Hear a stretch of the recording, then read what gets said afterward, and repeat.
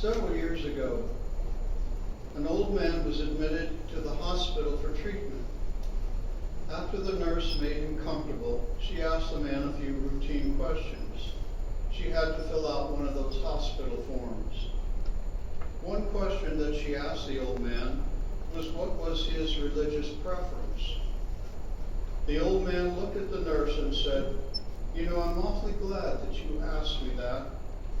I've always wanted to be a Catholic, but nobody ever asked me before. You are the first one." This story raises kind of an embarrassing question for us.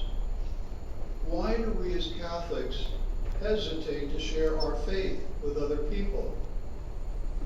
Or we could put the question this way. If we believe that the gospel is good news, then why don't we share it with others? I bet if one of you won the lottery, you'd be jumping out, up and down, sharing with other people. And yet our Catholic faith is more important than any lottery. Because, I don't know if you've heard this before, because you've probably never seen a hearse pulling a U-Haul. You know, you can't take it with you. And really our lives are all about, gaining everlasting life. And so our faith is very important to us. And so if we believe that Jesus is the greatest treasure of our heart, then why do we share our faith in Jesus with others?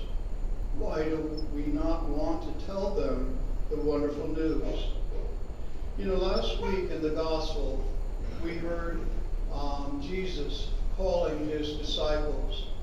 And one of the parts of the gospel was about Andrew and his brother Peter, and how Andrew brought his brother Peter to Jesus. Eventually, Jesus picks Peter to be the rock on which he builds his church. And later, how Andrew again shared his faith by bringing a young boy with 5 loaves and 2 fish. And Jesus uses the loaves and fish to feed a great crowd of hungry people. And then finally, how Andrew brought some Greek people to Jesus. And Jesus used the occasion to teach people some important things. So this brings us back to the question, if we really believe that Jesus is the greatest treasure we can possess, then why are we as Catholics reluctant to share our treasure with other people? One answer to that question might be that we think other people aren't interested in hearing about our faith. An obvious response to that question is that many people thought the old man wasn't interested in Jesus either. They probably thought to themselves, if that old man had been interested in Jesus or becoming a Catholic, he would have checked things out a long time ago. Some years back, a Chicago high school teacher asked each member of his class to interview 3 people about prayer. The students were asked to give 5 questions. First, do you pray? Second, do you pray daily and or only occasionally? Why do you pray? And when you pray, how do you pray? And who taught you to pray? Well, there were 3 surprises that emerged from these students' interviews. First, the students were surprised how willing people were to talk about prayer. Secondly, the students were surprised at how many people prayed daily. And third, the students were surprised at how many of their close friends prayed, and they had never discussed it with anyone before. One student said of the interviews, "I thought my friends would make fun of the interview." But they didn't. They actually respected the interview. And one of my friends said that he was actually glad to talk about something that really mattered in his life. The girl concluded, what I got out of the interview project was that people do care about prayer. People do care about God. There's that old axiom about there's no atheists in the foxholes. And that's true. Everyone has some kind of concern and interest in God.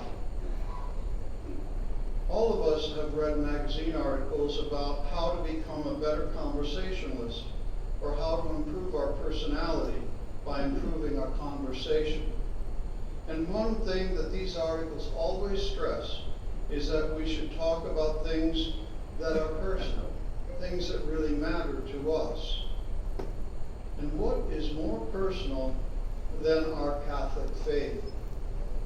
A person who thinks people aren't interested in these things should keep in mind the student survey. People not only cooperated with the survey, but they were eager to do so. This brings us to an important point. We should share our Catholic faith with others. It's important that we share our Catholic faith with others. Any person who thinks that it isn't important should keep in mind the story of the old man. Had the nurse not asked him about religion, he would have died without fulfilling his dream of becoming a Catholic. And any person who thinks that it isn't important to share his or her faith with others should keep in mind last week's gospel, where Andrew, had he not shared his faith with his brother Peter, Peter might never have become the rock on which Jesus built his church. And had Peter not shared his faith with that young boy, with the loaves and fish, the crowd on the hillside might have gone hungry, and the gospel may have gone without one of the most important and inspiring stories in the Bible.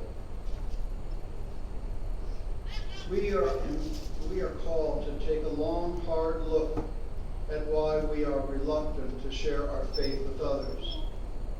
You know, I know there's that old axiom that says, you know, you can talk about anything except religion and politics. Well, you know, a lot of people are very vocal about politics these days. Why can't we be more vocal about our Catholic faith? One of the things that we believe is that the gospel, if we believe, is it good news. And if we believe that Jesus is the greatest treasure of our human heart that can possess, why are we so reluctant to share our faith with our children, with our own friends, with those people that we know are searching for something to believe in? You know, I think about each and every one of you, as you think about it yourself, each and every one of you have a faith story to tell. Each and every one of you, think about it. God has touched you in some way in your lifetime. He has helped you through a difficult situation. He's guided you in making decisions. He's always been there for you. And those are the stories I'm talking about when I say share your faith stories with others. They don't want to hear you preach to them. You get enough preaching from me, okay? People don't like to be preached at, but they appreciate someone that is willing to share intimately their heart experience of how God has touched their life. And they will listen to that. You know, I think about teenagers. A lot of times, you know, we have teens that think that they don't get anything out of church anymore. You know, it's a waste of time for them to go to Mass. And they start to kind of rebel with their parents. And it's a shame, because I hear many times the parents will say, you know, as long as you're living under my roof, you're going to do what I tell you. But you know, that doesn't help. If you parents took the time to sit down with your teenagers and really share your story with them, share why you go to church, share the importance of God's Word and Eucharist in guiding you in your daily life, share how God has helped you and your faith has helped you in the past. Those kinds of stories your children will remember forever. And it's those stories that will inspire them and give them the encouragement to come back to church and to Mass. Other things in the family that are important is prayer.